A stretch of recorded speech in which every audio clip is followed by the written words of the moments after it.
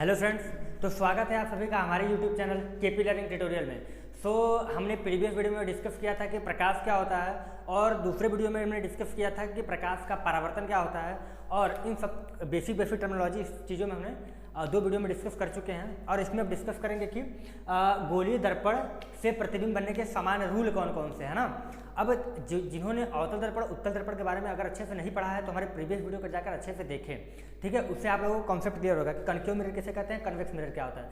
और ओवरव्यू मैं देता रहूँगा इस वीडियो में कि हम कब इसको कनकेव मिरर बोलेंगे, कब इसको कन्वेक्स मिरर बोलेंगे, ठीक है। कब किसी दर्पण को अवतल दर्पण बोलते हैं, कब किसी दर्पण को उत्तल दर्पण बोलते हैं, ठीक है ना। चलिए, तो जैसे यहाँ पे लिखा गया है कि rule of obtaining image formation by the spherical mirror. Spherical mirror द्वारा सामान्य रूप से हम जो प्रतिबिंब बनाएंगे वो किस पे बनेगा, स्फेरिकल मिरर। स्फेरिकल मिरर पहले क्या होता है इसके बारे में हमने दूसरे वीडियो में बनाया है, लेकिन फिर भी हमने क्या कर रहा है बता रहा है तुमको यहाँ पे, ठीक। ये क्या है, कोई स्फेयर है, ठीक है। इसको हम दो पार्ट में अगर कट करें ऐसे, और एक को हम अंदर से कलई करें और एक को मैं बाहर से कलई करूँ, मतलब पॉलिश, ठीक है। देखो, अब जिस भी दर्पण में तुम्हें इसका परावर्तक पृष्ठ बाहर की ओर उभरा हुआ दिखे, ठीक है, जिस भी दर्पण में तुमको उसका परावर्तक पृष्ठ बाहर की ओर उभरा हुआ दिखे तो ये होता है उत्तल दर्पण। क्या होता है, उत्तल दर्पण, ठीक है ना। अब जिस भी दर्पण में तुम्हें रिफ्लेक्टिंग सरफेस यानी कि परावर्तक पृष्ठ अंदर की ओर दबा हुआ दिखे तो वो क्या होता है, अवतल दर्पण यानी कि कनकेव मिरर, ठीक है ना। चलिए, अगर यहाँ तक क्लियर आपको हुआ हो तो इसके आगे हम लोग पढ़ेंगे कि अवतल, जैसे कि समान रूल क्या होता है। अब इसमें अवतल दर्पण और उत्तल दर्पण हम लिखेंगे क्या, अवतल दर्पण यानी कि कनकेव मिरर और दूसरा हमारा कॉन्वेक्स मिरर। कौन सा, कॉन्वेक्स मिरर यानी कि उत्तल दर्पण, यानी कि उत्तल दर्पण, ठीक है। अब इन दोनों में हम लोग का जो पहला रूल है, हम क्या बनाएंगे, पहले यहाँ पे कनकेव मिरर बनाते हैं, ठीक है। कनकेव मिरर का मतलब क्या है कि हम पहले ये बनाते हैं और इसके साथ ही हमने क्या किया, इसका जो बाहरी भाग उसको क्या कर दिया, पॉलिश कर दिया, तभी तो ये अवतल दर्पण होगा। अगर अंदर से कर देते तो रिफ्लेक्टिंग सरफेस उभरा हुआ हो जाता, तो ये क्या हो जाता, उत्तल दर्पण हो जाता ना। तो अवतल दर्पण में ये जो होता है इसको बोलते हैं प्रिंसिपल एक्सिस, प्रिंसिपल एक्सिस यानी कि मुख्य अक्ष, ठीक है। ये हमारा क्या होता है, प्रिंसिपल एक्सिस यानी कि मुख्य अक्ष। अब यहाँ पे जो पॉइंट होगा वो क्या क्या होगा, ये नोट करने वाली बातें हैं कि यहाँ पे जो होता है वो हमारा क्या होता है, पोल होता है यानी कि ध्रुव, ठीक है, ध्रुव, ठीक है। अब ध्रुव से जितनी दूरी फोकस की होगी उतनी ही दूरी फोकस से सेंटर ऑफ कर्वेचर की होगी, ठीक है, मतलब वक्रता केंद्र की होगी, ठीक है। चलिए देखते हैं, जैसे कि हमने आप लोग स्केल से रखिएगा, हम ऐसे ही रख रहे हैं लेकिन आप लोग स्केल से रखिएगा क्या, कि जितनी भी दूरी आपका पोल से मतलब ध्रुव से फोकस की होगी बच्चा, फोकस मतलब यहाँ, ठीक है, कहीं भी हो सकती है, थोड़ा इधर उधर हो सकता है, फोकस यानी एफ, फोकस को हम रिप्रेजेंट करेंगे, प्रदर्शित करेंगे एफ से, और जितनी दूरी हमने पोल से फोकस की रखी है उतनी ही दूरी फोकस से किसका रखना है, सेंटर ऑफ कर्वेचर यानी कि वक्रता केंद्र की, ठीक है ना। अब पहला रूल हमारा ये है कि अगर कोई भी प्रकाश किरण, ठीक है, कोई भी प्रकाश किरण अगर प्रिंसिपल एक्सिस यानी मुख्य अक्ष के समांतर जाती है, अवतल दर्पण में अगर कोई भी किरण प्रिंसिपल एक्सिस के समांतर होती है तो परावर्तन के पश्चात ये होकर जाती है हमारा फोकस से। कहाँ से हो जाती है, फोकस से। ये कहाँ से हो जाती है, फोकस से, ठीक है ना। पहला रूल हमारा यही है। अब यही अगर हम उत्तल दर्पण की बात करें कि उत्तल दर्पण में अच्छा क्या होता है सर, तो उत्तल दर्पण में हमारा उसी का सेम कंडीशन, हम उसको रिलेट भी करके देखेंगे कैसे दोनों में क्या अंतर था, ठीक है। चलिए देखते हैं। अब यह क्या है कि सेम वही, पहले हमने एक उत्तल दर्पण बनाया, हम मिरर का नाम रख देते हैं M1 और यहाँ पर रख देते हैं M2, एक छोर का नाम M1 और दूसरे छोर का नाम M2, ठीक है ना। अब यहाँ पे क्या हो जाएगा, हम क्या जानते हैं बच्चा कि जब भी रहेगा फोकस दर्पण के इधर ही रहेगा, तो हम कहीं फोकस पोल से, ये पोल होता है, ये फोकस होता है। आप लोग इतनी बार इसको सुनेंगे कि आप लोग को फिर ऐसे याद हो जाएगा, याद करने की जरूरत नहीं पड़ेगी कि फोकस कहाँ होता है, पोल कहाँ होता है, सेंटर ऑफ कर्वेचर कहाँ होता है, ये याद करने की जरूरत नहीं है, ठीक है। इतनी बार सुनेंगे आप वीडियो में, ठीक है। चलिए देखिए, कहाँ पे ये जो पॉइंट है इसको बोलते हैं पोल यानी कि ध्रुव, इसको बोलते हैं फोकस। यहाँ पे कोई दूरी होगा जिसको बोलेंगे सेंटर ऑफ कर्वेचर यानी कि वक्रता केंद्र। ठीक है, अब हमने यहाँ क्या जानते थे कि अगर कोई भी लाइन या फिर रे प्रिंसिपल एक्सिस यानी कि मुख्य अक्ष के समांतर आती है तो यहाँ पे जाएगी मुख्य अक्ष के समांतर। ठीक है, देखो यहाँ पे वास्तव में मिल रही है, यहाँ पे जो लाइन है ये वास्तव में मिल रही है, रियल में मिल रही है। ठीक है, लेकिन यहाँ पे वास्तव में नहीं मिलेंगी, आभासीय होगा यानी वर्चुअल होगा, हमें मिलती हुई प्रतीत होगा। जैसे कि हमने अगर कोई हम कोई ऐसा रे यहाँ पे करें तो ये रे कुछ ऐसे हो जाएगा, ये रिफ्लेक्ट होकर ऊपर चलेगी, ये आ रही है आपतित किरण है, ये परावर्तित किरण है। ठीक है, अब ये रिफ्लेक्ट होके हम इसको डिनोट करें डॉटेड लाइन से। ठीक है, जिसको बोलते हैं टूटी फूटी लाइन। ठीक है, डॉटेड लाइन से क्या करेंगे, इसको दर्शा देंगे। तो आप क्या देखेंगे, उत्तल दर्पण और अवतल दर्पण में क्या डिफरेंस है। तो हमने ये देखा कि अगर कोई भी रे है, कोई भी रे क्या कि अगर कोई भी रे प्रिंसिपल एक्सिस यानी मुख्य अक्ष के समांतर जाती है तो परावर्तन के पश्चात मुख्य फोकस से होकर गुजरती है। ठीक है, मुख्य फोकस से होकर गुजरती। ये सब रूल जो है हमको इमेज फॉर्मेशन वाले वीडियो में काम आएगा, या फिर इसी में अगर हम इमेज फॉर्मेशन आगे बताएंगे तो उसमें काम आएगा। ठीक है ना। अब देखो इसमें क्या है कि ये जो मुख्य अक्ष है इसके समांतर कोई रे जा रही है, ये जाती है ना, ये एरो का मतलब क्या है कि भाई जा रही है और टकराने के बाद वापस ऊपर चली गई, मतलब रिफ्लेक्ट हो गई।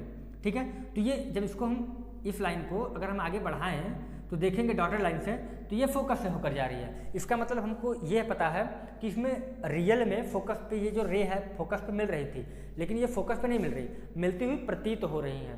ठीक है, पहला रूल हमारा यही है। अब इसको लिखेंगे कैसे, इसको देखो लिखो, देखो यहाँ पे नीचे आ रहा होगा, देखो क्या है कि कोई भी अवतल दर्पण में अगर कोई भी रे अगर प्रिंसिपल एक्सिस यानी मुख्य अक्ष के समांतर जाती है तो परावर्तन के पश्चात फोकस से होकर गुजरती है। ठीक है, अगर इसमें क्या बोलेंगे कि अगर कोई भी रे प्रिंसिपल एक्सिस के पैरेलल जाती है, उत्तल दर्पण में कोई भी रे अगर प्रिंसिपल एक्सिस के पैरेलल यानी कि मुख्य अक्ष के समांतर जाती है तो आप क्या देखेंगे कि वो परावर्तित होकर उधर चली जाएगी, लेकिन क्या उसका जो हमें प्रतीत होगा और हमें फोकस से जाती हुई प्रतीत होती है। बस इतना लिख दोगे, खत्म हो जाएगा पहला रूल।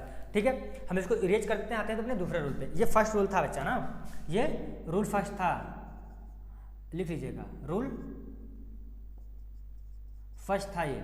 ठीक है, अब सेकेंड रूल में क्या हो जाएगा, चलिए मैं इसको थोड़ा सा इरेज कर देता हूँ और सेकेंड रूल बताने की कोशिश करता हूँ। ठीक है, सेकेंड रूल में क्या जानते हैं, वैसे ही एक हमने क्या किया, M1 और M2 नाम से कोई मिरर ले लिया है, इसको बोलेंगे अवतल दर्पण।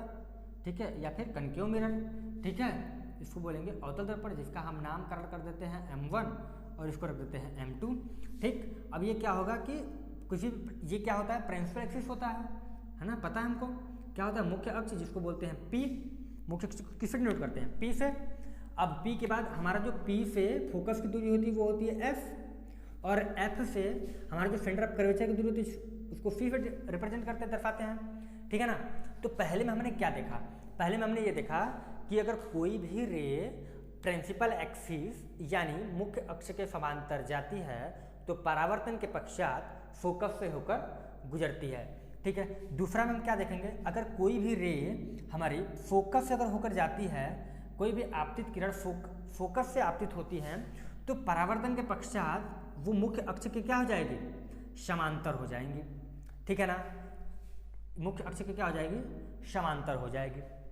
पहला रूल क्या था कि अगर कोई भी रे प्रिंसिपल एक्सिस के पैरेलल जाती है तो फोकस से होकर गुजरती है, अगर कोई भी रे हमारा मुख्य अक्ष के फोकस से होकर जाती है, मुख्य अक्ष के फोकस से होकर जाती है तो परावर्तन के पश्चात, यहाँ पे परावर्तन के पश्चात ये मुख्य अक्ष के समांतर हो जाती है। वैसे ही अगर मैं बात करूँ इसका, इसमें कौन सा दर्पण बच्चा, उत्तल दर्पण। ठीक है, कन्वेक्स मिरर। अब उत्तल दर्पण में वही नियम कि हम क्या जानते हैं कि यहाँ कोई पोल होता है, यहाँ कोई फोकस होता है और यहाँ कोई सी होता है, मतलब सेंटर ऑफ कर्वेचर होता है। ठीक है, तो हम क्या करेंगे, अब हम ये करेंगे कि यहाँ से कोई रे हम ड्रॉ कर रहे हैं, कोई रे आ रही है और ये कहाँ से होकर जा रही है, फोकस से। ये सीधी लाइन है, ठीक है, ये सीधी लाइन है, ठीक है ना, इसमें कंफ्यूज नहीं होना, ये सीधी लाइन है। ठीक है, ये एक सीधी लाइन है। तो देखो क्या हो रहा है, अगर कोई रे फोकस पे आती हुई प्रतीत होती है, मतलब यहाँ फोकस पे आ रही है तो ये रिफ्लेक्ट होकर कहाँ चली जाएगी, ये हमारे मुख्य अक्ष के समांतर हो जाएगी, यानी कि प्रिंसिपल एक्सिस के पैरेलल हो जाएगी, है ना। पहले रूल में क्या था, ये रे जा रही थी और यहाँ परिवर्तित हो रही थी, लेकिन यहाँ से अब आ रही, ये परिवर्तित हो रही है यहाँ पे। ठीक है ना, हमने क्या पहले रूल में हमने क्या बताया था कि यहाँ से रे जा रही थी और परावर्तन के पश्चात ऊपर चली जा रही थी। लेकिन इस वाले कंडीशन में क्या है, इधर से आ रही है और यहाँ परिवर्तित होकर इधर चली जा रही है। और ये प्रतीत कहाँ से हो रही है, ये फोकस से होकर जा रही है। ठीक है, कोई रे फोकस से होकर जाती हुई प्रतीत हो जाने रही, प्रतीत हो रही है। ठीक है, ये हमारा सेकेंड रूल था। अब सेकेंड रूल में लिखेंगे कैसे, ऐसे लिखेंगे, जब कोई अवतल दर्पण में जब कोई प्रकाश किरण मुख्य फोकस से होकर जाती है तो परावर्तन के पश्चात ये मुख्य अक्ष के समांतर हो जाती है। ठीक है, अब इसमें क्या लिखेंगे, उत्तल दर्पण में कोई प्रकाश फोकस से होकर जाती है तो परावर्तन के पश्चात ये मुख्य अक्ष के जाती हुई प्रतीत होती है। ठीक है, उत्तल दर्पण में कोई भी प्रकाश किरण अगर फोकस की ओर जाती हुई प्रतीत होती है तो वो दर्पण से परावर्तन के पश्चात कहाँ हो जाती है, इसके पैरेलल हो जाती है। ठीक है ना, कहाँ हो जाती है, पैरेलल हो जाती है। ठीक है, अब तीसरा रूल हमारा क्या कह रहा है, हम एक एक टॉपिक को बहुत अच्छे से डिस्कस कर रहे हैं। हमने एक भी ऐसा टॉपिक नहीं जो छोड़ा हो। ठीक है, हमने एक तरफ से पूरा उठाया है और प्रकाश का परावर्तन ही पढ़ा रहे हैं। इसके बाद हमारा आएगा प्रकाश का अपवर्तन क्या होता है। उन सब चीज़ों को हम एक एक टॉपिक, ऐसा कोई भी टॉपिक नहीं होगा जो हमारे इस वीडियो से छूटा हो। पूरे एनसीईआरटी से, आप एनसीईआरटी से पढ़ रहे हो या फिर एक बालाजी पब्लिकेशन की बुक आती है उससे पढ़ रहे हो या फिर आप विद्या प्रकाशन की बुक से पढ़ रहे हो या फिर आप अरिहंत की बुक से पढ़ रहे हो। अब इन चारों पांचों बुक से अगर पढ़ रहे हैं तो ऐसा एक भी टॉपिक नहीं होगा जो उसमें से मिसिंग हो, उसमें से आपको छोड़ दिया गया हो, ऐसे एक भी टॉपिक नहीं मिलेगा। ठीक है, हमने बेसिक्स उठाया है और एकदम लास्ट तक एडवांस लेवल तक जाएंगे और उससे सब इससे रिलेटेड अगर पीडीएफ चाहिए, हम अभी बता रहे हैं कि अगर आपको इससे रिलेटेड पीडीएफ चाहिए तो ये मैं डिस्क्रिप्शन में डाल दूंगा। अब इससे रिलेटेड जितने भी क्वेश्चन एग्जाम में पूछे जाते हैं, मैंने हैंड रिटन नोट्स खुद बनाया है, अपने हाथों से लिखा है। ठीक है, वो आप जाके देख लीजिएगा। ठीक है, नहीं तो मैं यहाँ पे देखिए, ये इस प्रकार का कुछ हमारा जो स्लाइड जा रहा है, इस प्रकार का कुछ नोट्स हमारा है। ठीक है, चलिए इसके बाद हम तीसरा रूल की बात करें। तीसरा रूल क्या होता है, तीसरा रूल हमारा फिर वही क्या बनाएंगे, एक हम बना देंगे कनकेव मिरर, फिर वही रूल एक कनकेव मिरर बना देंगे और एक यहाँ से प्रिंसिपल एक्सिस मुख्य अक्ष वैसे ही यहाँ बनाएंगे। क्या बनाएंगे, एक अवतल दर्पण। ठीक है, एक अवतल दर्पण सिंपल, फिर प्रिंसिपल एक्सिस, यहाँ पोल, यहाँ फोकस और यहाँ सेंटर ऑफ कर्वेचर। ठीक है, फिर यहाँ पोल, यहाँ फोकस, यहाँ सेंटर ऑफ कर्वेचर। ठीक है, दोनों में साथ साथ बनाऊंगा तो आपको और अच्छा समझ में आएगा। अब हमने क्या बोला, दो रूल हम पढ़ चुके हैं। क्या, दो रूल हम पढ़ चुके हैं कि अगर कोई भी रे प्रिंसिपल एक्सिस के पैरेलल है तो फोकस से होकर जाएगी, अगर कोई भी रे फोकस से होकर जाती है तो परावर्तन के पश्चात मुख्य अक्ष के समांतर हो जाएगी। और तीसरा रूल जब हम पढ़ेंगे तो क्या पढ़ेंगे कि अगर कोई भी रे सेंटर ऑफ कर्वेचर से होकर जाती है, तो परावर्तन के पश्चात पुनः उसी मार्ग में वापस लौट जाती है या अपने ही पथ पर वापस लौट जाती है।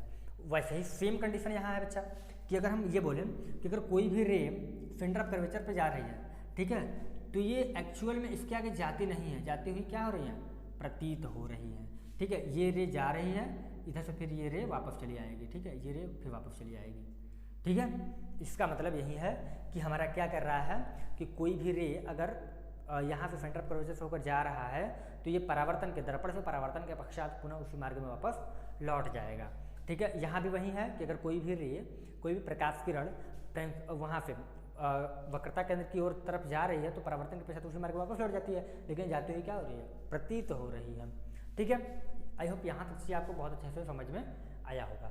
ठीक है, अब हम ये थर्ड रूल था ना, अब इसके बाद बात करेंगे फोर्थ रूल की। चौथा रूल क्या है,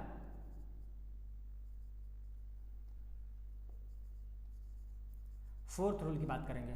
तो फोर्थ रूल की बात करेंगे तो क्या आ जाएगा, चलिए चौथा रूल नियम देखते हैं कि परावर्तन दर्पण इमेज फॉर्मेशन है उसका रूल में चौथा रूल क्या है, चौथा नियम क्या है, हमें क्या ध्यान देने वाली बात है। ये सब चीज़ें जब इमेज फॉर्मेशन करेंगे, दर्पण द्वारा प्रतिबिंब का बनना, जब प्रतिबिंब बनाएंगे उस टाइम तो ये सब चीज़ें काम आने वाली हैं। ठीक है ना, इसीलिए ये सब बता रहे हैं। चलिए, एक अवतल दर्पण है, ये क्या हो जाएगा, पोल, ये क्या हो जाएगा, फोकस, ये क्या हो जाएगा, सेंटर ऑफ कर्वेचर। ये हर में है, वैसे यहाँ पे कर देंगे तो क्या आ जाएगा, यहाँ पे ये हो जाएगा उत्तल दर्पण मतलब कन्वेक्स मिरर। अब यहाँ पे फिर पोल, फोकस, सेंटर ऑफ कर्वेचर। ठीक है ना, अब इसमें हम क्या कर रहे हैं, देखो अगर हम प्रकाश के परावर्तन में पढ़ चुके हैं, अगर कोई भी लाइन, कोई भी रे अगर कोई समतल पृष्ठ पे टकराती है तो ये जो अभिलंब है उसके साथ बराबर का एंगल बनाती है, मतलब आई और आर, जिसको बोलते हैं इसको इंसिडेंट एंगल, इसको बोलते हैं रिफ्लेक्टिंग एंगल, मतलब आपतन कोण और परावर्तन कोण। ठीक है, तो यहाँ पे जब आएगी तो हमने भी ये एक समतल दर्पण की तरह व्यवहार करेगा। ठीक है, तो ये जितना भी ये वाला एंगल रहेगा उतना ही ये वाला एंगल रहेगा, यानी कि जितना भी इंसिडेंट एंगल उतना ही रिफ्लेक्टिव एंगल। ठीक है, जितना भी आपतन कोण उतना ही परावर्तन कोण, जितना आपतन कोण उतना ही परावर्तन कोण। ठीक है, अपने मुख्य अक्ष के साथ, ये जो मुख्य अक्ष है प्रिंसिपल एक्सिस है, उसके साथ उतना ही कोण बनाएगी, जैसे आपतित कोण उतना ही, आपतित किरण उतना ही कोण बनाएगी जितना परावर्तित किरण बनाएगी प्रिंसिपल एक्सिस के साथ। अब वहीं अगर मैं बात करूं कि उत्तल दर्पण में, उत्तल दर्पण में, तो उत्तल दर्पण में क्या हो जाएगा बच्चा, ये देखते हैं। उत्तल दर्पण यहाँ पे है कोई, ठीक है, ये कोई फोकस हो जाएगा, ये कोई सेंटर ऑफ कर्वेचर हो जाएगा। ठीक है, हमने क्या देखा, अगर कोई भी रे यहाँ से पी पर पोल पे आपतित हो रही हैं तो परावर्तन के पश्चात ये क्या करेगी, प्रिंसिपल एक्सिस के बाद सेम मतलब बराबर उतने ही अंश का कोण बनाएगी, जैसे कि आई और आर। ठीक है, हमने परावर्तन के नियम में पढ़ा है। ठीक है, ये अभिलंब होता था, ये वाला और ये वाला एंगल क्या होता था, बराबर आपस में बराबर होता था। ठीक है ना। अब जब इसके आगे अगर आप लोग को यहाँ तक चीज़ें समझ में आ गई हैं तो हम जो इसके बाद पढ़ने वाले हैं बच्चा, इसके बाद हम पढ़ने वाले हैं कि गोलीय दर्पण द्वारा प्रतिबिंब का बनना। दूसरा जो हमारा रूल है गोलीय दर्पण द्वारा प्रतिबिंब का बनना। अब हम गोलीय दर्पण से कितने प्रकार के प्रतिबिंब बना सकते हैं, तो गोलीय दर्पण से हम जनरली 6 प्रकार से प्रतिबिंब बना सकते हैं। ठीक है, और पहले हमने उसमें चीज़ें कहाँ कहाँ रखी जा सकती हैं, कहाँ कहाँ वस्तु को हम रख सकते हैं दर्पण में, इन चीज़ों को बेसिक चीज़ों को पहले डिस्कस करेंगे, उसके बाद हम लोग जानेंगे। ठीक है, चलिए मैं पहले इसको इरेज कर देता हूँ, उसके बाद आगे बढ़ते हैं ना। ठीक है, अब इसके बाद हम लोग पढ़ेंगे कि गोलीय दर्पण द्वारा प्रतिबिंब का बनना। गोलीय दर्पण द्वारा प्रतिबिंब का बनना मतलब कि formation of image by spherical mirror. Spherical mirror मतलब कि गोलीय दर्पण द्वारा प्रतिबिंब का बनना। ठीक है, तो सबसे पहले जो हम लोग पढ़ेंगे कि अवतल दर्पण के लिए गोलीय दर्पण 2 ही प्रकार के होते हैं, अवतल दर्पण और उत्तल दर्पण। ठीक है, गोलीय दर्पण को 2 डिवाइड करें तो अवतल दर्पण और उत्तल दर्पण में कन्वर्ट हो जाता है। ठीक है, तो अभी हम जो बात करेंगे वो अवतल दर्पण के बारे में बात करेंगे, उत्तल दर्पण के बारे में थोड़ी बाद में बात करेंगे। ठीक है ना। अभी हम जो डिस्कस करने वाले हैं अवतल दर्पण में,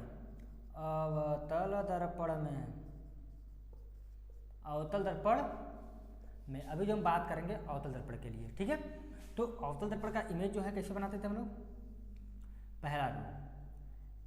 अब पहले जान लो कि कितनी स्थिति बन सकते हैं इसमें, इमेज फॉर्मेशन के कितनी स्थिति बन सकते हैं इसमें। ठीक है, ये कोई अवतल दर्पण है। हमने आपको उस वीडियो में पीछे ही बताया है कि इसमें कोई 3 पॉइंट होता है जिसको बोलते हैं P, इसको बोलते हैं F और इसको बोलते हैं क्या बच्चा, centre of curvature C। Centre of curvature C यानी वक्रता केंद्र, फोकस और ध्रुव। ठीक है ना, यहाँ तक किसी को कोई परेशानी नहीं है ना। तो इसमें कितनी स्थिति हो सकते हैं कि हम जहाँ जहाँ वस्तु को रख सकते हैं। अब वस्तु को हम इस जो ये अवतल दर्पण दिख रहा है इसमें हम वस्तु को कहाँ कहाँ रख सकते हैं, तो स्थिति यानी कि स्थिति। अब इसकी स्थिति क्या हो जाएगी, इसको हम 6 जगह रख सकते हैं बच्चा, जो इमेज है उसको हम 6 जगह रख सकते हैं। कहाँ कहाँ रख सकते हैं, आइए देखते हैं। तो पहला जो इमेज हम रख सकते हैं यहाँ तक, ये क्या बच्चा, अगर इसके बाद कोई वस्तु रखी है इस प्रिंसिपल एक्सिस यानी मुख्य अक्ष जहाँ खत्म हो रहा है, अगर इसके बाद कोई वस्तु अगर यानी यहाँ कोई रखी तो ये क्या होता है, इनफाइनाइट। मतलब कि जब वस्तु इनफाइनाइट पे रखी हो तो क्या लिखेंगे, अनंत। अनंत यानी एट इनफाइनाइट। ठीक है, एट इनफाइनाइट अगर वस्तु कहाँ रखी हो, अनंत पे रखी हो। ठीक है, फिर दूसरा कंडीशन क्या हो सकता है, मतलब कोई वस्तु यहाँ रखी है। ठीक है, एरो का मतलब यह है कि कोई वस्तु है। ठीक है, अगर कोई वस्तु कहाँ रखी हो, यहाँ रखी हो। ठीक है, अब दूसरा कंडीशन क्या हो सकता है, अगर वस्तु हमारा इनफाइनाइट और सेंटर ऑफ कर्वेचर के बीच में कहीं हो, मतलब कि between centre of curvature and infinite. तो लिखोगे between infinite and centre of curvature.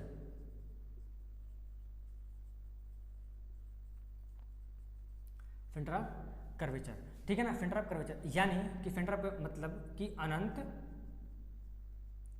अनंत तथा वक्रता केंद्र,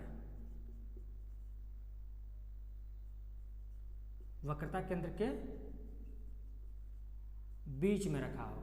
ठीक है, दूसरा कंडीशन हमारा क्या है, पहला कंडीशन क्या था कि अगर हमारी वस्तु जो है अनंत पे हो, दूसरा कंडीशन हमारा क्या है कि अगर वस्तु वक्रता केंद्र और इन्फाइनाइट के बीच में, यानी वक्रता केंद्र और इन्फाइनाइट यानी कि कहीं वहाँ रखी हो। ठीक है, वस्तु कहीं यहाँ रखी हो। अब तीसरा रूल हमारा क्या कह रहा है, तीसरा ये कि हमारा जब वस्तु कहाँ हो, सेंटर ऑफ कर्वेचर पे हो, यानी तीसरा रूल हमारा कह रहा है कि अगर वस्तु हमारा कहाँ हो, वक्रता केंद्र पे हो। ठीक है, वस्तु या फिर बिंब कहाँ हो, वक्रता केंद्र पर हो, वस्तु वक्रता केंद्र पर हो। ठीक है, जब वस्तु कहाँ हो, वक्रता केंद्र यानी सी पर हो, सी पर स्थित हो। ठीक है, अब चौथा रूल हमारा जो कह रहा है, चौथा कह रहा है कि वस्तु हमारा कहाँ हो, ये सेंटर ऑफ कर्वेचर के बाद अब इन दोनों के बीच में कहीं यहाँ रखी हो, यानी कि बिटवीन सेंटर ऑफ कर्वेचर यानी वक्रता केंद्र और फोकस के बीच में हो। यानी कि जब वस्तु कहाँ हो, सेंटर ऑफ कर्वेचर यानी वक्रता केंद्र सी और फोकस एफ के बीच में हो। ठीक है, अब पांचवा स्थिति क्या हो सकती है, वस्तु की फोकस पे रखी हो। ठीक है, पांचवा स्थिति एट फोकस यानी फोकस पे। ठीक है,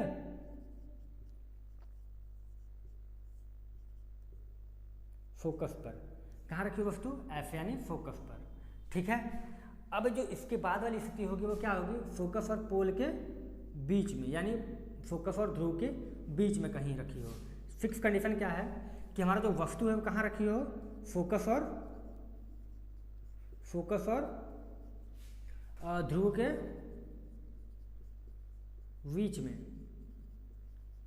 ठीक है, पहला कंडीशन क्या था कि हमारा अब यहीं 6 जगह पे हम लोग क्या रखेंगे, अपने वस्तु को रख करके इसका हम इमेज मतलब कि रे डायग्राम बनाएंगे। ठीक है, रे डायग्राम मतलब कि किरण आरेख खींचेंगे। ठीक है, रे डायग्राम मतलब किरण आरेख खींचेंगे। इसी 6 स्थिति पे चाहे तो दर्पण नहीं, वो वस्तु या तो वस्तु इन्फाइनाइट पे होगा, या फिर इन्फाइनाइट वक्रता केंद्र के बीच में होगा, या तो वक्रता केंद्र पर ही होगा, या वक्रता केंद्र और फोकस के बीच में होगा, या तो फोकस पे होगा, या तो फोकस और पोल के बीच में होगा। बस यही 6 कंडीशन है जहाँ पे हम वस्तु को रख सकते हैं। और इसमें हम क्या क्या जान सकते हैं, ये हम जान सकते हैं कि ऑब्जेक्ट की स्थिति क्या है, ये ऑब्जेक्ट की स्थिति है। ठीक है, ये क्या है, ऑब्जेक्ट की स्थिति है। ठीक है, कि ऑब्जेक्ट कहाँ रखा है, मतलब वस्तु कहाँ रखी है। इसके बाद जो दूसरा रूल होगा, हम प्रतिबिंब की स्थिति देखेंगे। पहला क्या, हमको क्या क्या जानना है इसमें, हर फिगर में हमको पहले क्या जानना है। पहला रूल कि ऑब्जेक्ट की स्थिति, ठीक है। दूसरा हमें जानना है प्रतिबिंब की स्थिति, ठीक है, प्रतिबिंब की स्थिति, ठीक है, प्रतिबिंब की स्थिति। और तीसरा हमारा हो जाएगा प्रतिबिंब का आकार, प्रतिबिंब का आकार यानी साइज, ठीक है। चौथा रूल हमारा हो जाएगा प्रतिबिंब की प्रकृति यानी नेचर, प्रतिबिंब की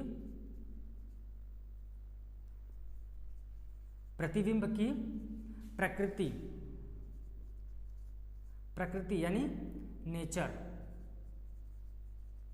ठीक है। ये 4 चीजें हम हर रे डायग्राम में किरण आरेख में जब एक बनाएंगे, जब वस्तु को अनंत पर रखेंगे तो देखेंगे कि हमारा जो ऑब्जेक्ट की स्थिति क्या है, ठीक है, प्रतिबिंब की स्थिति क्या है, मतलब प्रतिबिंब मतलब उल्टा है, सीधा है, कैसा है, ठीक है, कि प्रतिबिंब कहाँ बन रहा है, फोकस बन रहा है, सेंटर ऑफ कर्वेचर बन रहा है, फोकस बन रहा है, इन दोनों के बीच में बन रहा है, पोल बन रहा है, बन कहाँ रहा है, ठीक है। ये होती है प्रतिबिंब की स्थिति। अब प्रतिबिंब का आकार, क्या वस्तु के आकार से प्रतिबिंब का आकार छोटा है, बड़ा है, बराबर है, ये सब चीज़ें क्या किस में आएगा, प्रतिबिंब के आकार में। अब प्रतिबिंब की प्रकृति, प्रकृति का मतलब ये है कि ये क्या है, वास्तविक है, मतलब कि तुम्हारा जो हमारा रियल है या फिर वर्चुअल है, हमारा जो इमेज है वो आभासीय है या फिर वास्तविक है। ठीक है, वास्तविक का मतलब ये है कि जब कोई वस्तु ऐसे रखी हो, मतलब ये कोई एरो है ऐसे रखी हो और हमारा एरो जो है ऐसे ही बन रहा हो, तो ये क्या होता है बच्चा, ये वास्तविक होता है, रियल में वैसे ही बन रहा है। ठीक है ना, ठीक है, ये क्या होता है, सीधा होता है, ये सीधा होता है। अगर कोई इमेज ऐसे है और ये बन किस तरह ऐसा बन रहा है, तो ये इमेज हो जाएगा उल्टा हो जाएगा ना।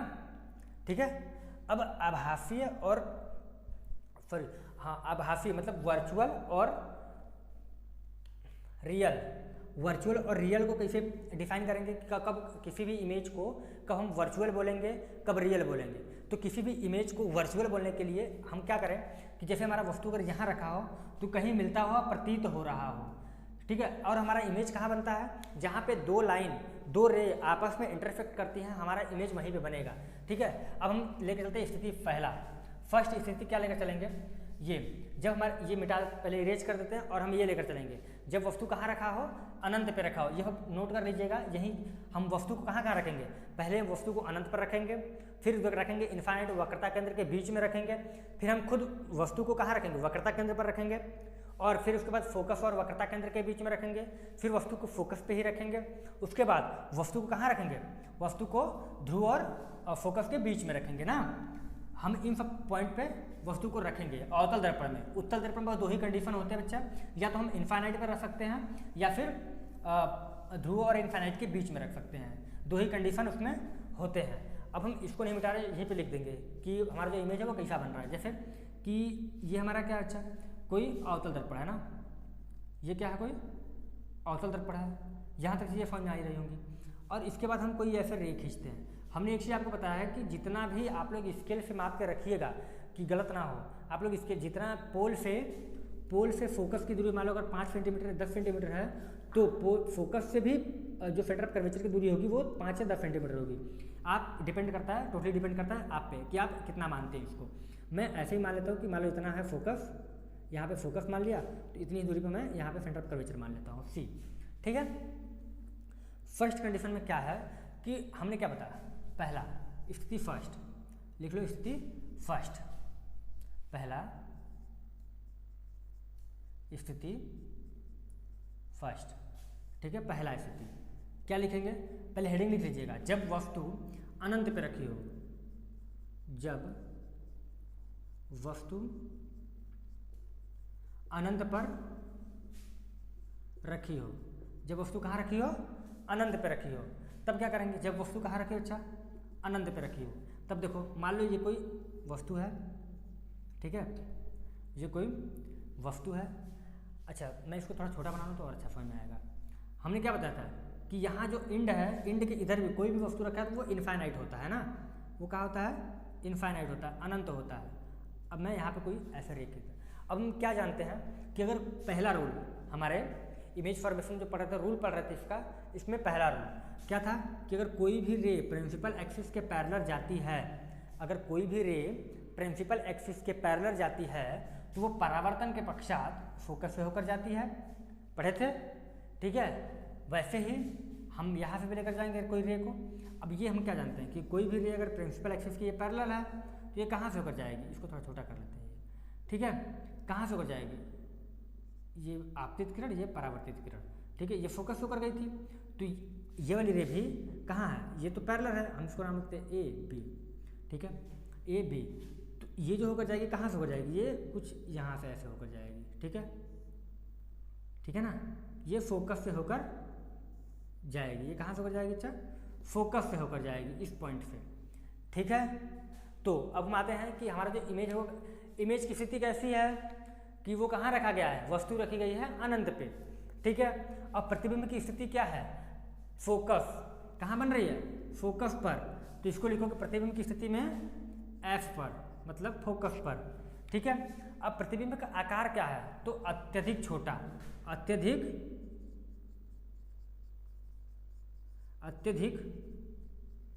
छोटा, बहुत छोटा। ठीक है, अब इसकी प्रकृति कैसी है, अब इसका नेचर कैसा है, ये क्या है, तो बेटा ये उल्टा बनेगा, ठीक है, और रियल होगा, ठीक है, मतलब वास्तविक होगा, ठीक है। इमेज कैसा बनेगा? वास्तविक और मतलब रियल को वास्तविक कहते हैं, वास्तविक और उल्टा, उल्टा, ठीक है, कैसा बनेगा? उल्टा।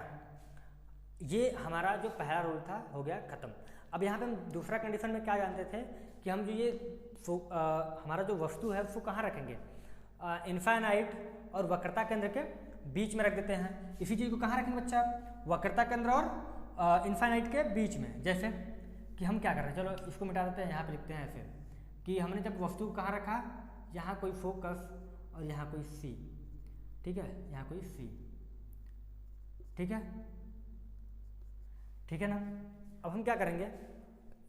अब दूसरा कंडीशन, स्थिति सेकेंड, स्थिति सेकेंड, जब वस्तु कहाँ रखा हो, जब वस्तु लिखेंगे, जब वस्तु अनंत अनंत और वक्रता केंद्र के मध्य रखा हो या बीच रखा हो, ठीक है, मध्य रखा हो या बीच रखा हो, ठीक है।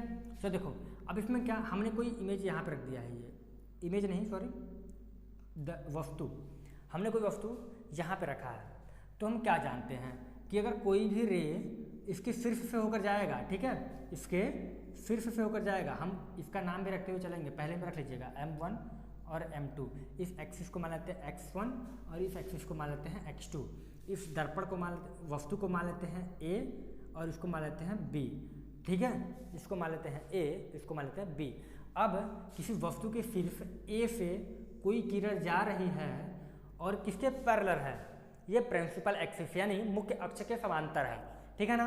मुख्य अक्ष के समांतर अगर जाती है तो परावर्तन के पश्चात ये फोकस से होकर जाएगी, ठीक है, यानी फोकस से होकर जाएगी ये, ठीक है। अब हम क्या जानते हैं कि अगर कोई भी रे फोकस से होकर जाए, मान लो ऐसे फोकस से होकर जाती है, तो परावर्तन के पश्चात ये कहाँ से होकर गुजरेगी? कहाँ से गुजरेगी?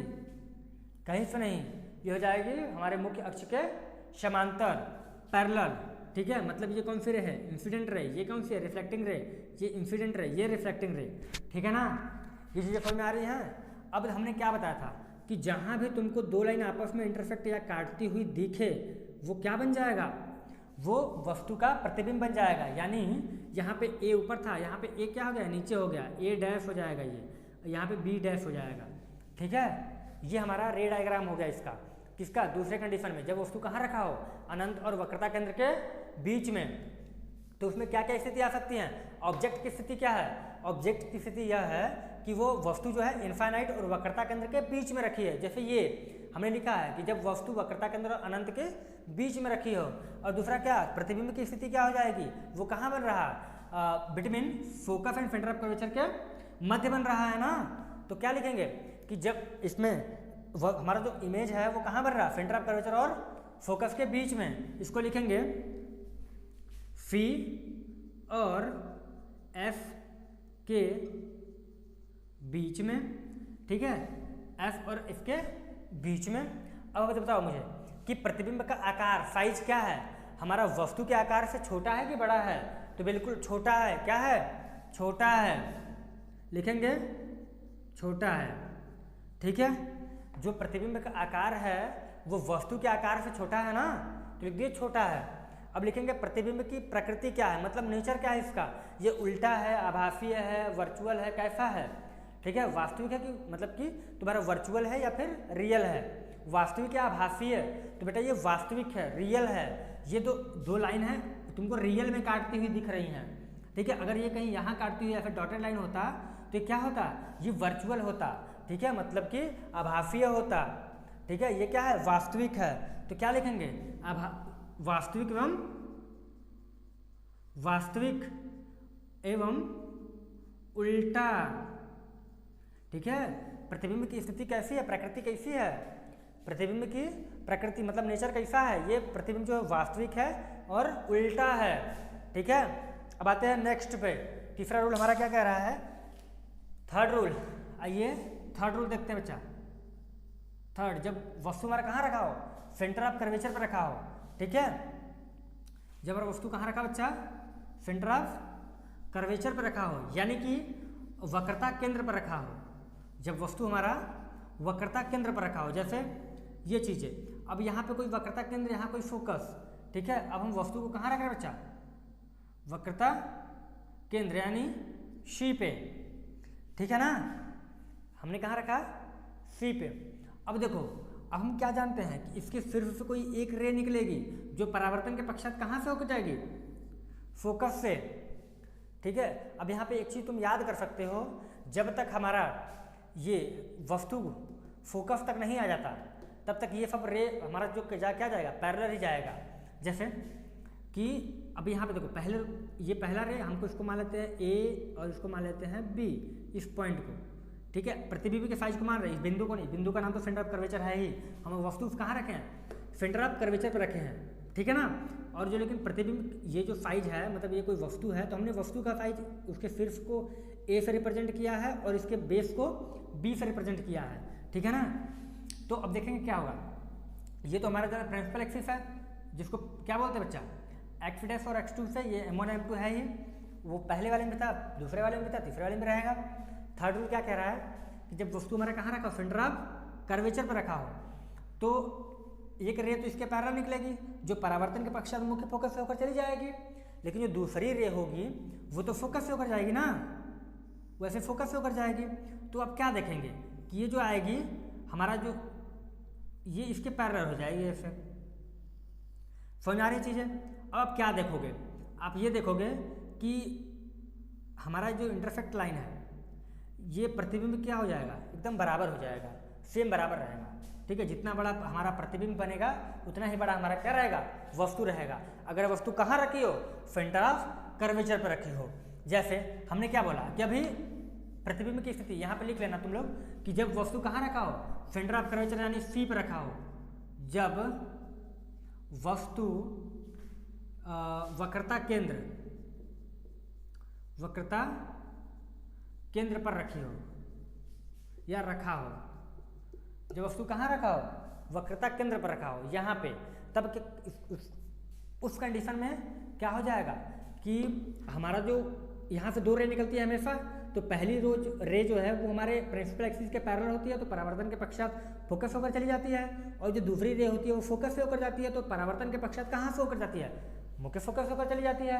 यहाँ तक सबको क्लियर होगा, ये तो हर रूल में हो रहा था, हर कंडीशन में हो रहा था। ठीक है, अब हम इसमें देखते हैं कि क्या क्या होता है। हमारा जो ऑब्जेक्ट की स्थिति वो क्या है कि जब वस्तु ऑब्जेक्ट की स्थिति क्या, वक्रता केंद्र है, मतलब कि वक्रता केंद्र पर रखी हो, यानी इसको लिख देंगे सी पर। जब वस्तु कहाँ रखी हो, सी पर रखी हो, लिखने की जरूरत नहीं है, यहाँ लिख दोगे तो हो जाएगा वो। प्रतिबिंब की स्थिति क्या है, अब मुझे बताओ प्रतिबिंब की स्थिति क्या है। प्रतिबिंब की स्थिति मतलब यानी कि ये कैसा है, प्रतिबिंब की स्थिति बताओ कैसा है। प्रतिबिंब की स्थिति बराबर है। ठीक है, इसमें क्या लिखेंगे, स्थिति में, स्थिति हमारा ये बन कहाँ रहा है, तो सी पर। कहाँ बन रहा है, सी पर, यानी वक्रता केंद्र पर। अब इसकी प्रकृति कैसी है, तो वास्तविक तो है ही और उल्टा ही है। ठीक है, ये देखो यहाँ पे ए डैश बी डैश था, तो यहाँ पे क्या हो जाएगा, ए डैश और बी डैश, सॉरी ए डैश यहाँ हो जाएगा और बी डैश यहाँ हो जाएगा। ठीक है, ये ऐसे उल्टा हो गया। जैसे कोई इमेज अगर ऐसा रखा हो और ये ऐसा दिखे तो ये क्या होता है, वास्तविक होता है। ठीक है, और मतलब कि तुम्हें एक्चुअल मिले तो वो वास्तविक होता है। अब ये अगर ऐसे रहे उल्टा हो जाएगा ना, रखा ऐसा तुमको दिख कैसा रहा है, तो ये उल्टा हो गया ना, तो ये इमेज कैसा बन रहा है, ये तो रखा ऐसा है लेकिन ये उल्टा बन रहा है। ठीक है, तो ये क्या हो जाएगा, वास्तविक तो रहेगा, मतलब रियल तो है, लेकिन ये प्रतिबिंब क्या है, उल्टा है। ठीक है, अब जो चौथा कंडीशन होगा, रूल नंबर यहाँ डाल देना 4। अब रूल 4 क्या कह रहा है, रूल 4 रूल क्या कर रहा है, चौथा रूल हमारा ये कह रहा है कि अगर कोई भी वस्तु कहाँ रखी हो, वक्रता केंद्र और फोकस के बीच में रखी हो। वीडियो थोड़ा लंबा हो सकता है लेकिन आपको चीज़ें अच्छे से क्लियर हो रही हैं, ये हमें ऐसा लग रहा है। ठीक है ना। चलिए अब क्या है कि अगर वस्तु कहाँ रखी बच्चा, वस्तु हम मान लेते हैं वक्रता केंद्र और फोकस के बीच में कहीं रखी हो। जैसे ये कोई पोल होता है, ये कोई फोकस, ये सी, ठीक है। अब इन दोनों के बीच में अगर वस्तु रखा हो बच्चा, ये, ठीक है, ये कोई वस्तु यहाँ रखा है, तो हमारी जो पहली रे निकलती है वो कहाँ से, इसके शीर्ष से, मतलब ए से, और ये बी मान लेते हैं इस पॉइंट को, ठीक है। ए से होकर चलती है तो पैरेलल होती है, और परावर्तन के पश्चात हमारी फोकस होकर चली जाती है, निकल जाती है चुपचाप, ठीक है। ये होती है आपतित किरण, इसे बोलते हैं परावर्तित किरण, ठीक है। ये परावर्तक पृष्ठ है, यहाँ पे ये दर्पण है, यहाँ पे परावर्तित होने के पश्चात ये मुख्य फोकस होकर चली गई। और दूसरा रूल क्या कहता है कि अगर हम इसी चीज़ को फोकस से होकर गुजारें, ठीक है, जब तक वस्तु फोकस पे नहीं आ जाता तब तक इसको हम फोकस से ही गुजारेंगे। तो आप हमारा इमेज देखेंगे यहाँ बनेगा कहीं, ठीक है। अब थोड़ा सा दिक्कत होने वाली बच्चे सब लोगों को, ठीक है। देखो अब हम क्या कह रहे हैं कि अगर हमारा जो वस्तु है वो कहाँ रखा हो, सेंटर ऑफ कर्वेचर और फोकस के बीच में रखा हो, सेंटर ऑफ कर्वेचर और फोकस के बीच में रखा हो, तो हमारा इमेज कहाँ बनेगा और कैसा बनेगा, ठीक है। तो यहाँ पे लिख लेंगे जब हमारा वस्तु कहाँ रखा हो, सेंटर ऑफ कर्वेचर और फोकस के बीच में, यानी वक्रता केंद्र और फोकस के बीच में, यानी एफ, फोकस यानी एफ के बीच में रखी हो, ठीक है। जब कहाँ रखी हो, जब वस्तु वक्रता केंद्र और फोकस एफ के बीच में रखी हो, तो हमारा जो ऑब्जेक्ट की स्थिति है वो क्या हो जाएगी कि वक्रता केंद्र और फोकस के बीच में, बिटवीन वक्रता केंद्र मतलब centre of curvature and focus, ठीक है। अब प्रतिबिंब की स्थिति क्या है, अब हम प्रतिबिंब की स्थिति बताते हैं कि इनफाइनाइट, अनंत और सेंटर ऑफ कर्वेचर के बीच में कहीं बनेगा। अब ये कहीं भी हो सकता है, थोड़ा इधर भी हो सकता है, थोड़ा इधर भी हो सकता है, ठीक है ना। तो ये इधर क्या है, इनफाइनाइट और सेंटर ऑफ कर्वेचर के बीच में कहीं बन रहा है, ठीक है। अनंत और सी के बीच में, मतलब कि वक्रता केंद्र, अनंत और वक्रता केंद्र के बीच में, अनंत और वक्रता केंद्र के बीच में कहाँ बन रहा है हमारा, वक्रता केंद्र और अनंत के बीच में कहीं बन रहा है। और जो हमारा इमेज का साइज है वो क्या है, वस्तु से बड़ा है। क्या लिखेंगे, वस्तु से बड़ा। कैसे बन रहा है, वस्तु से बड़ा। और प्रतिबिंब की प्रकृति क्या है बच्चा, प्रतिबिंब की प्रकृति क्या है, ये तो रियल है ना, वास्तविक है, वास्तविक और क्या है, वस्तु से बड़ा, और उल्टा बन रहा है, वस्तु से बड़ा लिख दिए। तो अब क्या लिखेंगे, ये क्या है,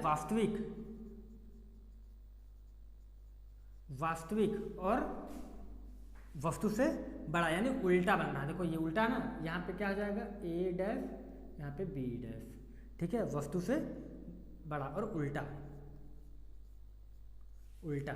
ठीक है, वास्तविक और उल्टा।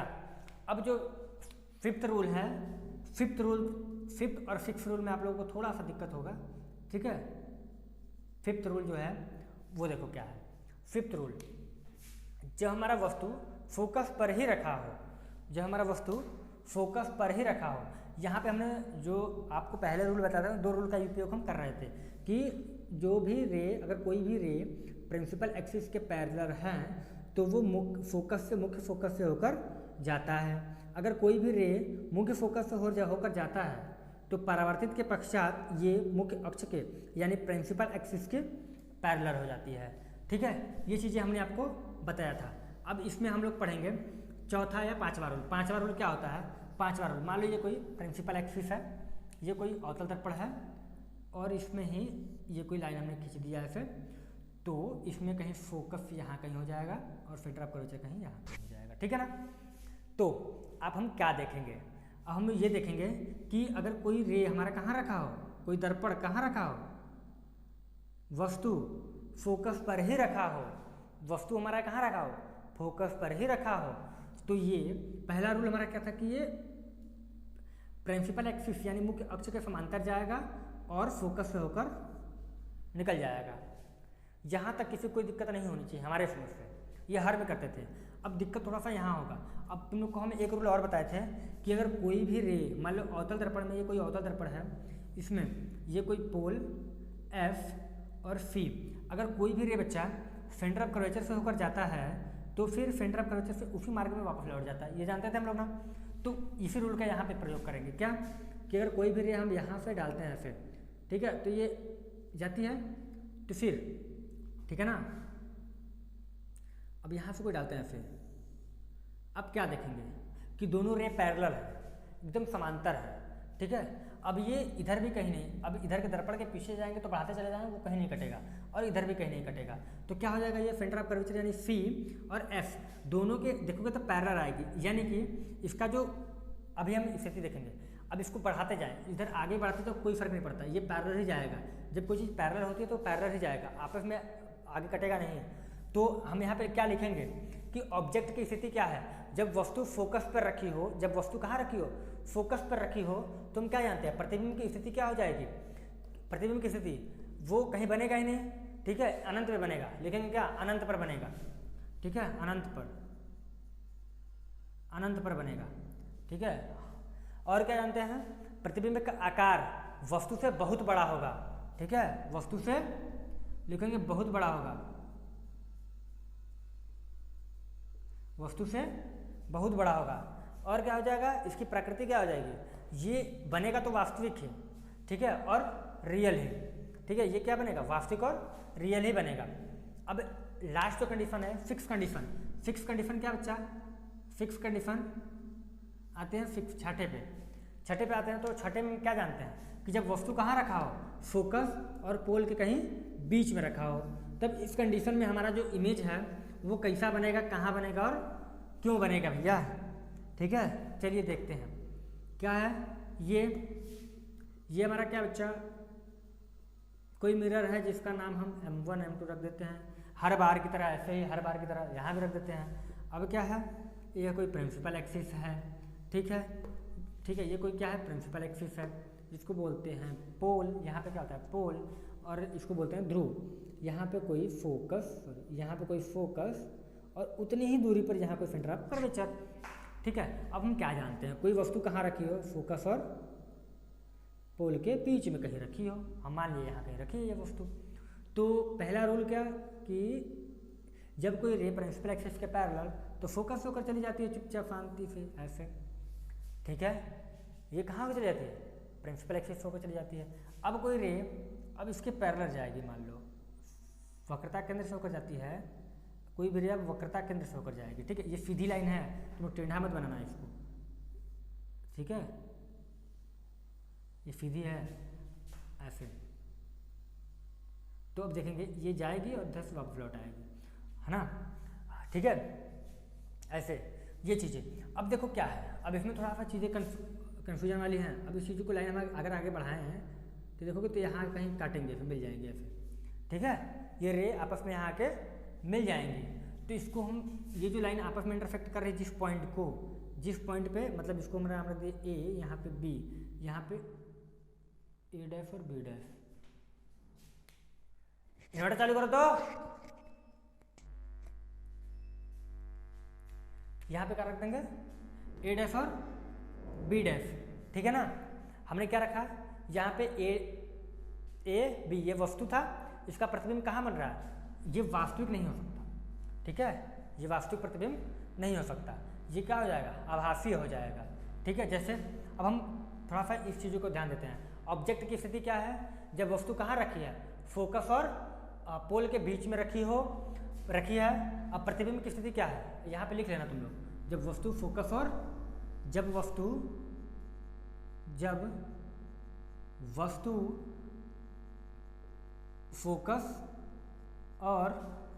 वस्तु फोकस और ध्रुव के बीच में रखी हो, ठीक है, जब वस्तु कहाँ रखी हो, फोकस और ध्रुव के बीच में रखी हो, तो हमारा इमेज कैसा बनेगा, हमारी जो इसकी स्थिति क्या होगी, कहाँ बनेगी, ये दर्पण के पीछे बनेगा, कहाँ बनेगा, दर्पण के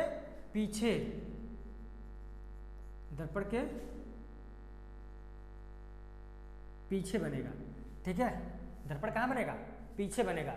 अब ये इसकी साइज क्या होगी, वस्तु के आकार का क्या होगा, बड़ा होगा, वस्तु के आकार से बड़ा होगा। ठीक है, क्या होगा, बड़ा होगा। ठीक है, अब प्रतिबिंब की प्रकृति कैसी होगी, प्रतिबिंब की प्रकृति कैसी होगी, सीधा होगा, उल्टा नहीं होगा। देखो अब जैसे कि हमारा वस्तु कोई ऐसे रखा था, ऐसे रखा है, एरो ऊपर है, तो देखो यहाँ भी क्या है, एरो क्या है, ऊपर है, तो ये बड़ा बन रहा है। और देखो ये क्या है, वास्तविक, क्या ये वास्तव मिल रहे हैं, नहीं, ये वास्तव में नहीं मिल रहे हैं। यहाँ पे हम अगर इसको नहीं बढ़ाते तो क्या है, तुमको दिखता, वास्तव में नहीं दिखता, हम इसको बस डॉटेड लाइन यानी टूटी फूटी लाइन से आगे बढ़ा रहे हैं, तो ये तुमको बनते हुए क्या हो रहा है, प्रतीत हो रहा है ना। तो हम इसको क्या बोलेंगे, आभासीय, क्या बोलेंगे बच्चा, आभासी एवं सीधा, एवं सीधा कैसा बनेगा, आभासी एवं सीधा बनेगा। ये आभासीय है मतलब कि वर्चुअल इमेज है, ये वर्चुअल इमेज है। और क्या है, आभासी सीधा मतलब कि वस्तु से बड़ा भी है और सीधा भी है। ठीक है, अब ये था हमारे 6 स्थिति, इतने प्रकार से हम प्रतिबिंब बना सकते हैं। और इसके अलावा कोई भी ऐसा स्थिति नहीं है कि इमेज को, अरे हम वस्तु को हम यहाँ रख के यहाँ इमेज बना दें। जितने भी हमने आपको 6 रूल बताए हैं, बस यही 6 रूल आपको हमेशा काम आने वाले हैं और हमेशा यही होगा, इससे अलग कुछ नहीं होता। ठीक है ना। अब हम उत्तल दर्पण के बारे में अगर बात करें, उत्तल दर्पण की स्थिति के बारे में, तो उत्तल दर्पण में बस 2 ही प्रकार से हम इमेज फॉर्मेशन बना सकते हैं। ठीक है, किसी भी वस्तु को हम उत्तल दर्पण में, कन्वेक्स मिरर में 2 ही जगह रख सकते हैं, या तो अनंत पे रखेंगे, या तो कहाँ रखेंगे, या तो अनंत पे रखेंगे, या तो पोल और अनंत के बीच में रखेंगे। जैसे उत्तल दर्पण के लिए हेडिंग डालना, उत्तल दर्पण के लिए, उत्तल दर्पण के लिए, ठीक है, यानी concave, convex mirror, convex mirror. ठीक है ना। अब देखेंगे हम कन्वेक्स मिरर के लिए। कन्वेक्स मिरर क्या होता है बच्चा, जैसे ये कोई मिरर है जिसमें परावर्तक पृष्ठ बाहर की ओर उभरा हुआ हो, क्या हो जाएगा वो, कन्वेक्स मिरर। ठीक है, मतलब उत्तल दर्पण। इसमें कोई पोल यानी पी, ठीक है, हमने पहला रूल क्या बताया, हमने इसमें 2 ही स्थिति हो सकती हैं। कितने स्थिति बन सकते हैं, स्थिति, तो बस 2 ही स्थिति बन सकते हैं। कौन कौन से, वस्तु कहाँ हो, एट इन्फाइनाइट, ठीक है, कहाँ रखा हो, एट इन्फाइनाइट यानी कि अनंत पर, अनंत पर। और दूसरा कंडीशन क्या है कि जब वस्तु अनंत और पोल के बीच में रखा हो, मतलब between Anant, infinite and pole. ठीक है, अनंत और पोल यानी ध्रुव, ध्रुव के बीच में रखा हो। ठीक है, कहाँ का रखा हो, जब अनंत और पोल के बीच में रखा हो। बात करो अगर उत्तल दर्पण के लिए, तो उत्तल दर्पण के लिए जो 2 ही कंडीशन होते हैं, या तो हमारा जो वस्तु है वो कहाँ होगा, अनंत पे होगा, या पोल और अनंत के बीच में होगा। 2 ही कंडीशन हो सकते हैं। तो हमने क्या बताया था, अगर जहाँ ये लाइन खत्म हो रहा है, मान लो ये लाइन यहाँ पे, तो इसके बाद अगर वस्तु कहीं भी रखे तो उसको इन्फाइनाइट में माना जाएगा। ठीक है, जैसे अगर हम यहाँ पे कोई वस्तु लेते हैं ऐसे, ठीक है, ये कोई क्या बच्चा, वस्तु है। ठीक है, अब हमने पहले रूल में, अवतल दर्पण के पहले रूल में हमने पढ़ा था, ठीक है, कि अगर वस्तु कहाँ रखी हो, अनंत पर रखी हो, तो कुछ ऐसे जाता था क्या कि एक लाइन यहाँ पे पैरेलल जाती थी और परावर्तन के पश्चात ये क्या हो जाएगी, परावर्तित हो जाएगी यहाँ पे।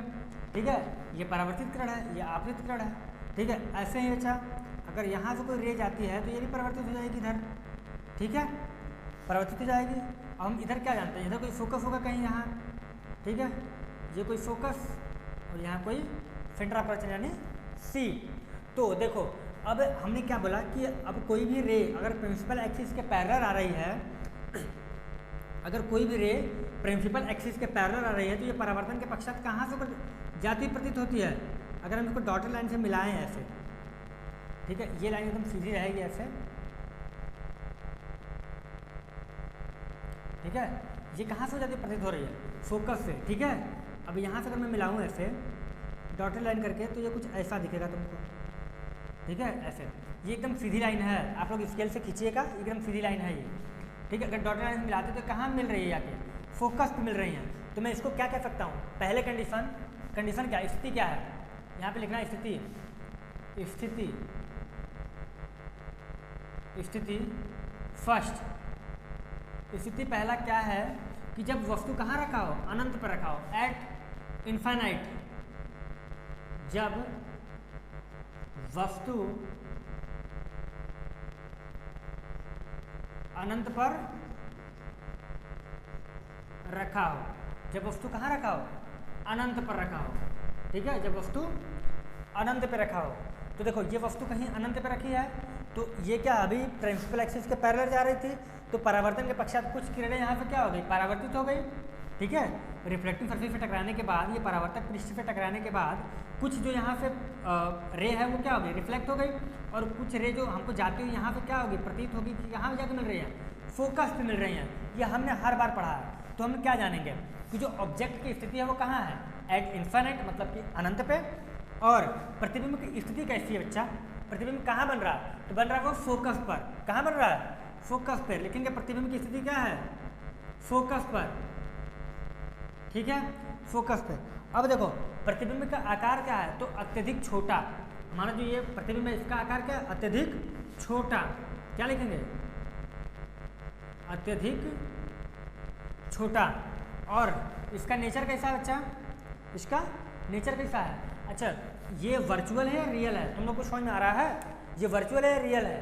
तो ये बच्चा रियल तो हो नहीं सकता, क्यों, क्योंकि ये मिलती हुई प्रतीत हो रही हैं। अगर ये एक्चुअल में मिलती तो ये होता रियल, लेकिन ये मिलती हुई प्रतीत हो रही है तो ये क्या हो जाएगा, वर्चुअल, यानी कि आभासीय।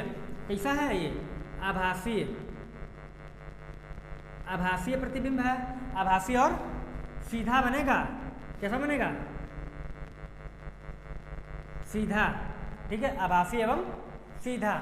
अब आते हैं अपने दूसरे कंडीशन पे। दूसरा रूल क्या होता है, कंडीशन क्या था कि जब वस्तु कहाँ रखी हो, पोल और इनफाइनाइट के कहीं बीच में रखी हो, ठीक है। चलिए देखते हैं। अब हम अगर मैं बोलूँ कि हमारा जो वस्तु कहाँ रखा गया है, इनफाइनाइट और पोल के बीच में, ठीक है। दूसरा कंडीशन क्या है, चलिए मैं पहले अवतल दर्पण बना लेता हूँ ऐसे, ताकि आप लोगों को थोड़ा अच्छे समझ में आए, ठीक है। अब मैं एक ये प्रिंसिपल लाइन हो जाएगी, इसको बोलेंगे P, यहाँ पे कोई F और यहाँ पे कोई C, ठीक है, यहाँ पे कोई F और यहाँ पे कोई C।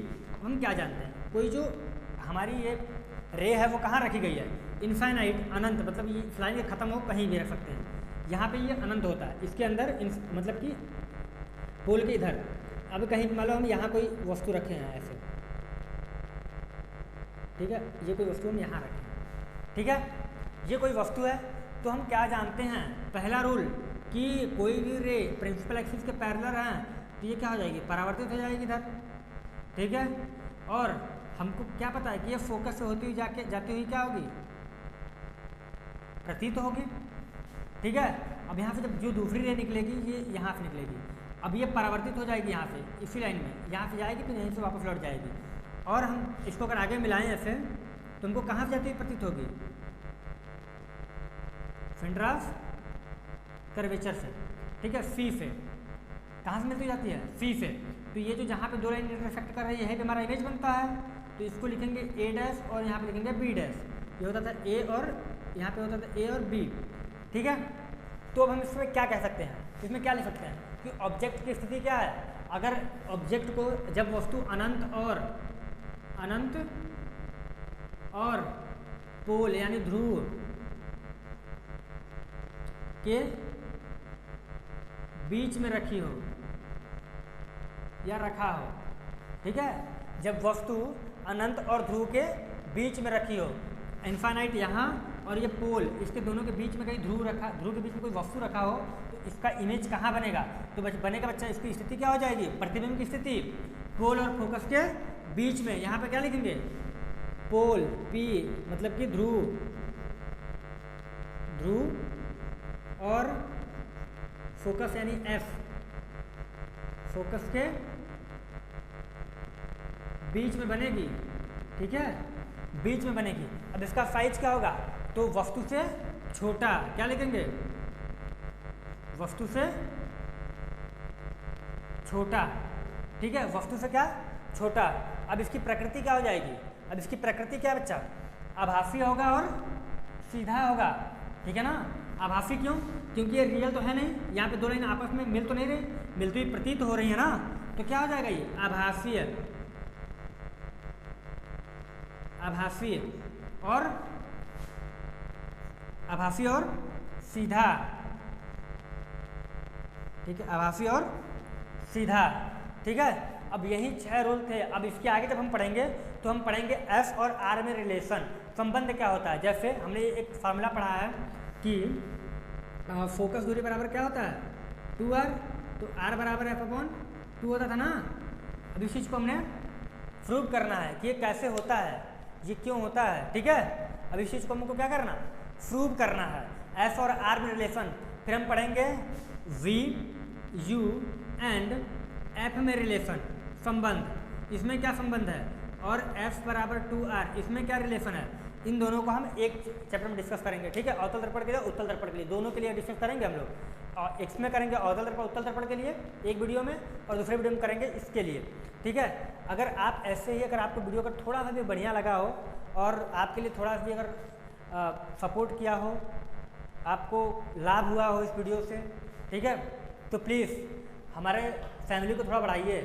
अभी जितनी भी फैमिली है, ये फैमिली आप लोगों की या दूसरे की अपेक्षा बहुत छोटी है, फिर भी अगर आप 10 कमेंट करते हैं किसी टॉपिक को लेकर, तो उस टॉपिक में वीडियो बनाऊंगा, ठीक है। हमें रियल में, जैसे कि अभी हमने जो पढ़ रहे हैं, जो भी चीज़ें भी पढ़ रहे हैं, उस चीज़ों को, या फिर मैं जो भी चीज़ें आपको समझा रहा हूँ, वो चीज़ें बुक में लिखा गया है। ये नहीं कि मैं अपने कुछ भी आके बता दे रहा हूँ, सब चीज़ें सबको पता होता है बेटा, सब कुछ लिखा होता है, वो समझने की फेर होती है, ठीक है। अगर तुम जिस चीज़ को समझ ले रहे हो वही तुम्हारे लिए बहुत है, ठीक है ना। अब अगर ऐसे ही वीडियो आपको चाहिए तो हमारे चैनल को प्लीज़ सब्सक्राइब कर दीजिएगा और बेल आइकन को प्रेस कर दीजिए, ताकि मैं जितने भी आपको वीडियो डालूँ आपके पास सबसे पहले नोटिफिकेशन पहुँचे, ठीक है ना। तो ऐसे ही आप लोग बढ़िया पढ़ते रहिए मस्ती से, और आपका एग्ज़ाम भी आने वाला है, हाफ ईयरली एग्ज़ाम होने वाला है, तो बिल्कुल आप बढ़िया से तैयारी करिए और हमारे साथ जुड़े रहिए। हम आपको हर चैप्टर से इंपॉर्टेंट क्वेश्चन भी कराएंगे। अभी हमने आपको वीडियो के स्टार्टिंग में दिखाया था कि कुछ स्लाइड थी, जो पेपर हमने बनाया था, मतलब कि कुछ हैंड रिटन नोट्स आप लोगों के लिए हमने पेपर तैयार किया है इंपॉर्टेंट क्वेश्चन का, तो वो आपको मैं PDF में दे दूंगा, आप लोग जाके डिस्क्रिप्शन में चेक कर सकते हैं ना। और अगर आपको पूरा, अगर जैसे हर चैप्टर का, हर वीडियो का, अब हर वीडियो का तो हो नहीं सकता, हर वीडियो का एक एक नोट्स तो हो नहीं सकता, अब एक चैप्टर का एक ही में नोट्स बन जाएगा, प्रकाश का परावर्तन और अपवर्तन। तो आप लोग वहाँ से जाके पूरे नोट्स को डाउनलोड कर लीजिएगा, ताकि आप लोगों को बेनिफिट हो सके, एग्जाम में आप लोगों को बेनिफिट हो सके। जब दूसरा चैप्टर पढ़ाएंगे तो वहाँ भी आपको नोट्स हम प्रोवाइड करा देंगे, ठीक है। Thank you, keep watching, keep learning, ठीक है बेटा, बाय।